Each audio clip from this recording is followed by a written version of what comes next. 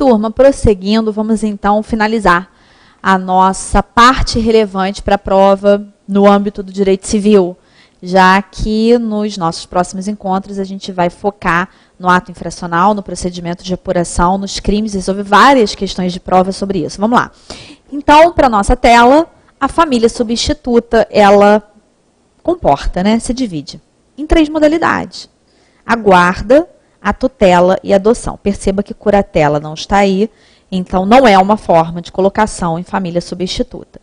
A família substituta no ECA, ela comporta a previsão da guarda, artigo 33 e seguintes, da tutela, artigo 36 e seguintes, e da adoção, artigo 39 e seguintes. E, sem dúvida, que a importância maior está na adoção. Então, nós vamos fazer alguns comentários breves sobre guarda e tutela e vamos focar nas disposições do nosso estatuto sobre a adoção, que foi substancialmente alterada pela Lei 12.010 que nós mencionamos. Bom, no que tange a guarda, o que seria interessante nós destacarmos? Primeiramente, quais são as espécies de guarda previstas no nosso estatuto? De acordo com o artigo 33, nós temos a guarda para regularizar a posse de fato. Então, imagina, eu já crio uma criança ou adolescente, eu vou requerer a guarda para regularizar essa guarda de fato, essa posse de fato. Voltando para a tela. A guarda liminar ou incidental no processo de tutela ou adoção. Então, a pessoa está, por exemplo, adotando, está durante o processo de adoção, mas já quer ficar com a guarda daquele menor. E a guarda para suprir falta eventual ou atender situação peculiar. Então, imaginem que os pais, por exemplo, vão viajar a trabalho ou estudo, ou então a criança é criada só pela mãe e a mãe teve um problema psicológico, foi internada, ou um problema físico, e durante aquele tempo, aquele período, desse problema, uma pessoa vai ter a guarda, vai exercer a guarda daquela criança ou adolescente. Voltando para a nossa tela. Nós não temos a possibilidade, nessa situação aqui, guarda liminar ou incidental, de que o estrangeiro que esteja adotando venha a exercer a guarda. Então, o ECA, ele é muito claro quando ele fala na possibilidade da guarda liminar ou incidental no processo de adoção, exceto por estrangeiros. Então, eu destaquei aqui e trouxe ainda aqui a importância para vocês. Direitos e deveres do guardião. Bom, o guardião, ele tem que prestar auxílio material, moral, educacional para o menor sob guarda. Então, sob guarda. Então, ele tem que prestar auxílio material, moral e educacional para o menor sob guarda. Mas ele também tem direitos. O guardião, de acordo com o nosso estatuto, ele tem o direito de opor-se a terceiros, inclusive aos próprios pais. Então, o pai ele não pode chegar um dia do nada na porta do guardião e falar: olha, eu vou levar meu filho. Eu vou viajar com meu filho. Hoje quem vai buscar o meu filho na escola sou eu. Então, o guardião ele pode se opor, inclusive, aos próprios pais. E, voltando para a nossa tela, o fato do guardião ter esses deveres de assistência material, moral, educacional, não vai excluir dos pais o dever de alimentos. O fato dele poder se opor aos próprios pais não vai excluir dos pais o direito à visitação. Aliás, depois da lei da adoção, que eu disse que fez outras alterações também no ECA, isso ficou muito claro. No atual parágrafo 4º do artigo 33. A guarda, ela é algo bem tênue. A guarda, ela está longe de ter aquela definitividade da adoção. Então, o próprio artigo 35 do ECA vai nos trazer essa plena possibilidade da guarda ser revogada. Então, hoje, uma criança ou adolescente pode estar sob a guarda de A e amanhã estar sob a guarda de B. Porque a guarda, ela pode ser revogada a qualquer tempo. Obviamente que por uma decisão judicial, o juiz vai ouvir o Ministério Público que vai se manifestar, mas a guarda pode ser revogada a qualquer tempo. É muito importante também, turma, quando nós falamos da tutela, agora passando, como eu disse, os comentários de guarda e tutela serão breves mesmo. É mais falando do que o ECA nos traz para você entender a redação dos artigos. Na adoção é que nós vamos nos deter por maior tempo. Vamos lá para o nosso quadro. A tutela, como eu disse, ela é tratada pelos artigos 36 e seguintes, 36, 37 e 38 do ECA. Ao passo em que a guarda convive com o poder familiar, a tutela, ao contrário, não faz isso. Então, guarda e poder familiar convivem. Eu posso ter a guarda de uma criança ou adolescente, mas o pai e a mãe ainda têm poder familiar. Na tutela, isso não acontece. Porque a tutela, ela pressupõe a prévia decretação de perda ou suspensão do poder familiar. Então, guarda e poder familiar convivem. Tutela e poder familiar não. Porque a tutela pressupõe a prévia decretação de perda ou suspensão do poder familiar. Então, imaginem que uma amiga minha me nomeie em testamento como tutora do filho dela. Se ela morrer e o pai ficar vivo, o pai exerce poder familiar e eu não exerço a tutela. Porque a tutela depende da ausência de poder familiar, seja por perda, seja por suspensão. Outro aspecto importante também, voltando para a nossa tela, é que o tutor tem dever de guarda. Aliás, o ECA, ele nos é expresso sobre isso. A tutela implica necessariamente no dever de guarda. Então, quem tem tutela exerce a guarda, ou seja, não pode ser tutor à distância, por exemplo. O 37, ele foi uma novidade trazida pela Lei 12.010, de 2009. Ele traz um prazo de 30 dias para o tutor testamentário requerer o controle judicial do ato. Então, eu sou chamada para uma leitura de testamento, chego lá, descubro que eu fui nomeada tutora de uma criança. Eu tenho prazo de 30 dias para requerer o controle judicial do ato. Isso porque, e aí, obviamente, no direito civil acaba sendo, no Código Civil, melhor dizendo, né, que aqui a gente até está no âmbito do direito civil. O Código Civil ele vai tratar muito detalhadamente da tutela, diferente do ECA. O ECA trata da tutela de uma forma bem breve, bem superficial. Já no direito civil, nós temos dezenas de artigos para tratar desse instituto. Então, a gente sabe que na tutela, o juiz vai exercer um controle, vai nomear um pró-tutor. O tutor tem que apresentar contas a cada 2 anos, tem que apresentar balanço anual. Então, o tutor nomeado em testamento, ele tem o prazo de 30 dias. E atenção, porque o ECA não diz que esse prazo de 30 dias é a partir da ciência. Não. O ECA diz que esse prazo de 30 dias é a contar da abertura da sucessão. Isso é uma pegadinha, toma cuidado. E, por fim, vamos voltar para a nossa tela.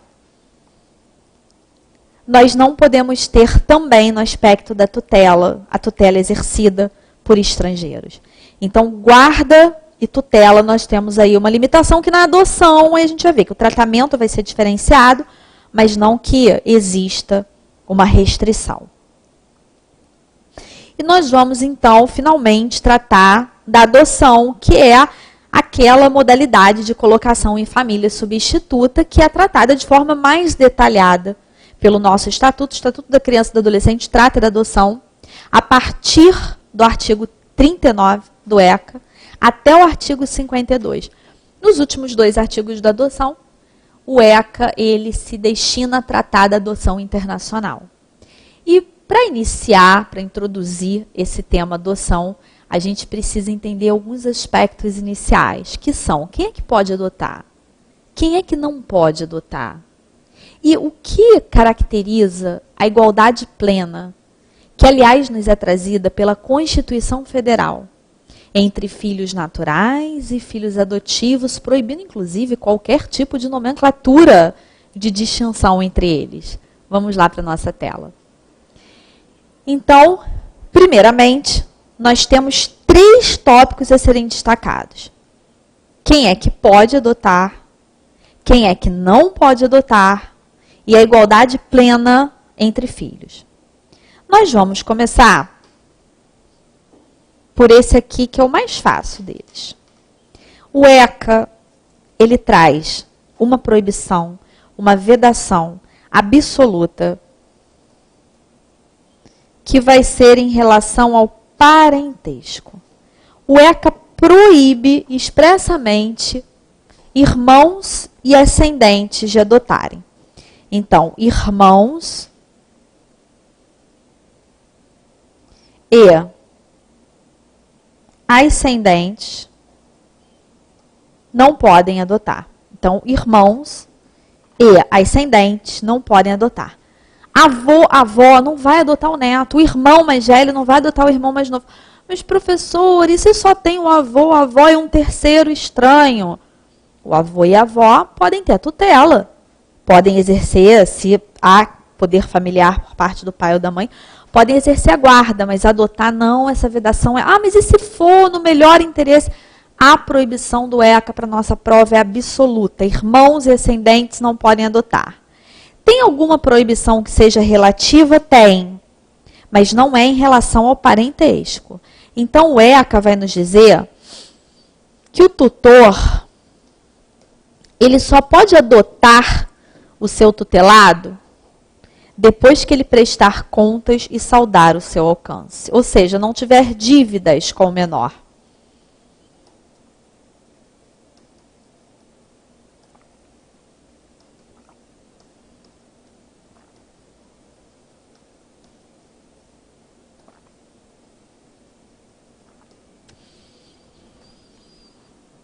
Então, percebam que essa proibição aqui, ela já é relativa.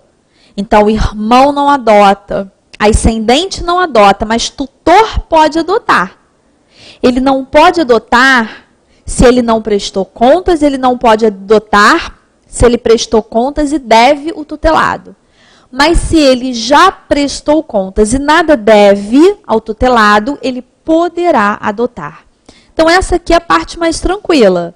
A gente vai passar agora, já que nós vimos quem é que não pode adotar, para análise de quem pode adotar. Mas essa indagação é um tanto quanto genérica, né? Quem pode adotar? Estou falando do quê? Eu estou falando de idade? Eu estou falando de estado civil? Então, por isso que no quadrinho esquemático que eu coloquei para vocês, eu dividi. Um critério é a idade. Quem é que pode adotar em relação à idade? Outro critério é o estado civil. Quem é que pode adotar em relação ao estado civil? Vamos lá. Bom, em relação à idade, vamos começar por esse aspecto, que é mais tranquilo. Podem adotar os maiores de 18 anos. Mas basta esse aspecto da idade? Não. Não.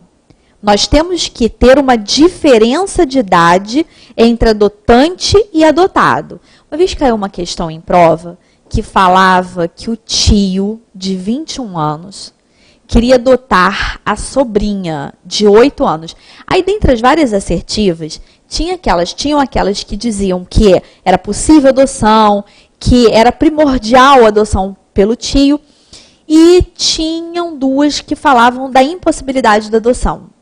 Uma falava da impossibilidade, dizendo que ele poderia exercer a tutela, e o outro falava da impossibilidade pelo parentesco. Qual era a assertiva correta nesse caso? Era aquela que dizia que adotar ele não poderia, mas que poderia exercer a tutela. Porque aqui dizia que ele não podia adotar pelo parentesco, estava errada. Quem é que não pode adotar pelo parentesco que nós vimos? Isso aí, ascendentes e irmãos. Então, o tio, a tia, podem adotar, sim, o sobrinho. O problema da nossa questão era que o Caio tinha 21 anos. E a sobrinha dele, 8. Então, nós não tínhamos a diferença mínima de 16 anos entre adotante e adotado. Então, eu preciso, na verdade, em relação à idade, tomar cuidado com 2 aspectos. Primeiro quantos anos a pessoa que vai adotar tem? Já fez 18, então ela pode adotar. Mas aquela pessoa que tem 18 anos, ela só pode adotar uma criança de até 2. Porque eu tenho que obedecer à diferença mínima de idade de 16 anos entre adotante e adotado que o ECA fez para dar a aparência de uma família natural. Vocês não imaginem. A pessoa chega, esse aqui é meu filho. A pessoa tem 18, o filho tem 16. Não dá, né, gente?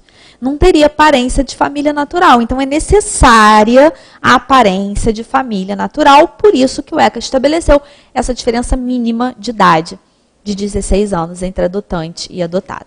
Então, assim, quando eu falo nessa necessidade de aparência de família natural, obviamente, eu estou dizendo em relação ao critério de idade, até por um aspecto de maturidade para criar outra pessoa e etc. Pode ser que isso um dia mude, mas por enquanto permanece no ECA essa regrinha que a gente vai considerar para a nossa prova. Bom, e quem é que pode adotar, então, em relação ao estado civil? Pessoa solteira pode adotar? Será que uma pessoa pode adotar junto com outra? Vamos por partes. Primeira indagação, pessoa solteira pode adotar sim. A pessoa solteira, ela pode adotar sozinha. Quem é que pode adotar conjuntamente? Se 2 pessoas, independentemente da orientação sexual delas, querem adotar conjuntamente, nós precisamos de 2 requisitos. Um é o casamento ou a união estável. O segundo é a estabilidade familiar. Eu vou repetir. A pessoa solteira, ela adota sozinha. Mas e se a pessoa quiser adotar conjuntamente? Bom, para adotar conjuntamente eu preciso de 2 requisitos. O primeiro é o casamento ou a união estável. Casamento ou união estável. E o segundo, estabilidade familiar. Será que eu tenho ainda uma outra possibilidade de 2 pessoas adotarem conjuntamente? Eu tenho, mas é bem excepcional. É possível aquele caso, a novela Amor à Vida conta, narra lá o caso do Heron, do Nico, que resolvem, dentro de uma relação homoafetiva, adotar uma criança. Só que, durante aquele processo de adoção, o Heron se envolve com uma amiga de infância do Nico e começa primeiro a ter um caso com ela e depois resolve se separar, então, do Nico para viver com a Marilis. E o Jaiminho nessa história? Jaiminho é a criança que está sendo adotada pelos 2. Por quê? Porque eles não vão mais viver em união estável. Mas acontece que eles ainda estavam juntos quando eles iniciaram aquele processo de adoção. Então, Nico e Heron resolveram conjuntamente adotar o Jaiminho. Mas, durante esse processo de adoção, depois de iniciada a convivência com o Jaiminho, eles resolvem não mais ficar juntos. Será que Jaiminho ainda poderia ser adotado por Heron e por Nico? E aí nós entramos justamente numa previsão bem excepcional do ECA, que é a do 42, parágrafo 4º, que vai trazer a possibilidade de adoção conjunta por pessoas que tenham se divorciado, que sejam judicialmente separadas, então o ECA ainda trazia essa previsão, porque ainda havia previsão da separação judicial, ou então ex-companheiros. Quando é que eles podem adotar conjuntamente? Quando a convivência com o menor tiver sido iniciada ainda durante a união.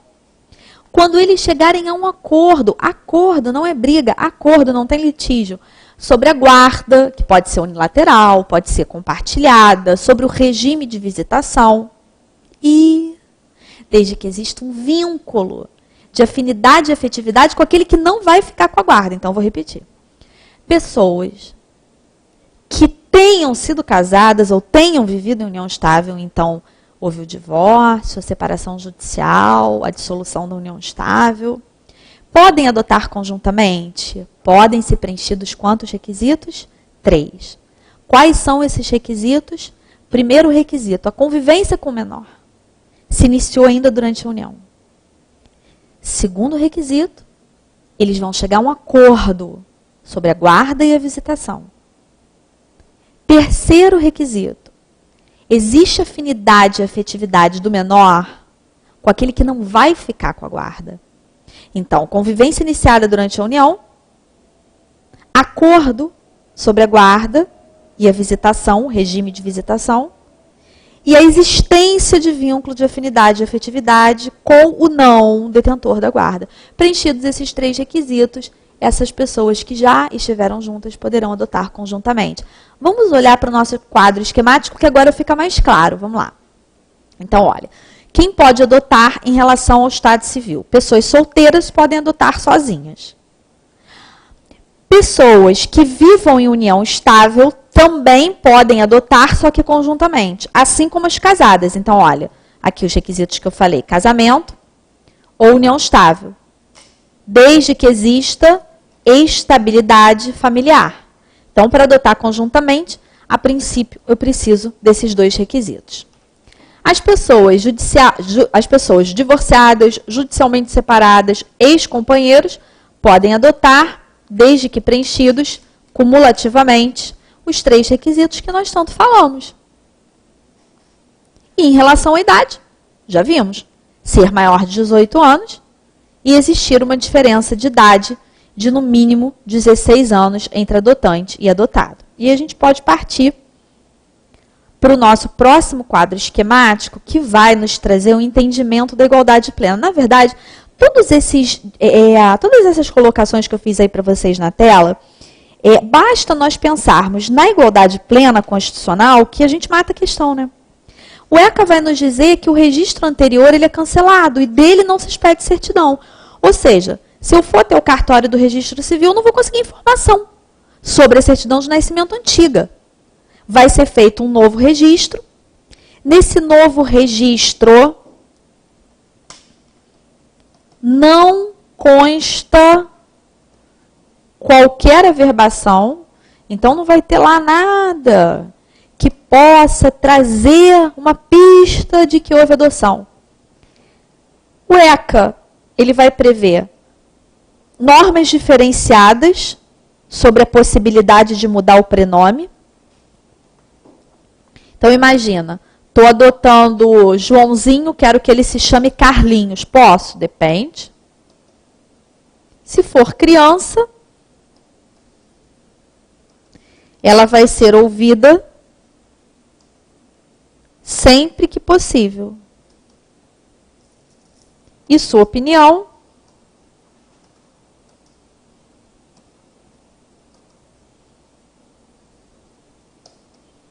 devidamente considerada.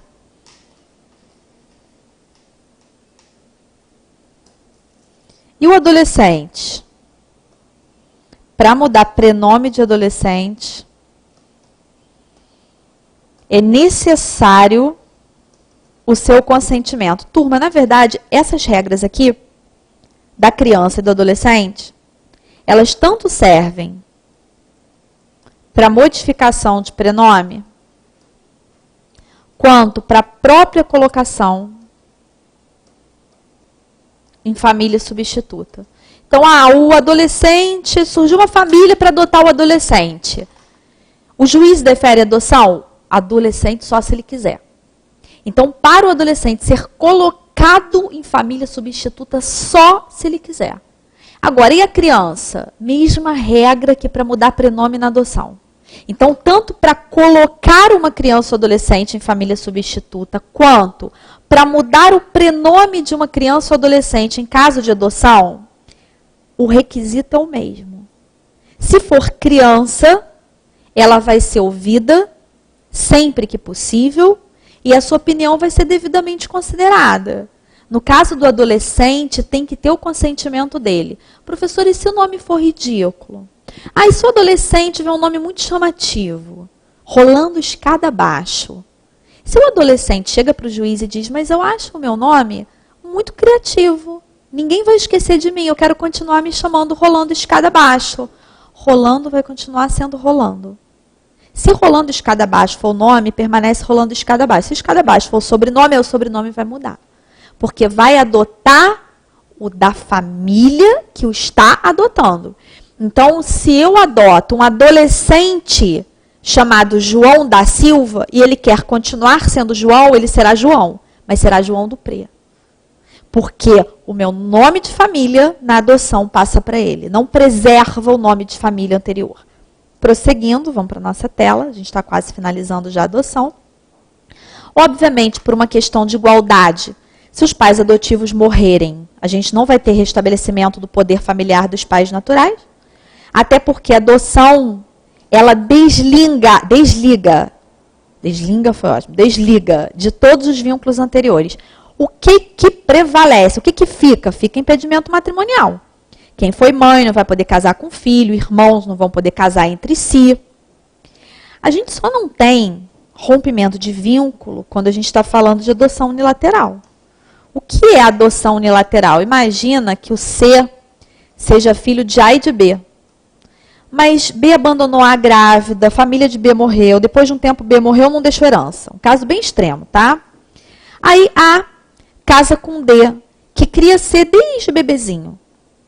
O que é possível? Bem excepcionalmente, que fique claro, não é casou, o filho muda de pai, casou, o filho muda de pai. É possível D adotar o filho de A. Só desliga aqui, ó.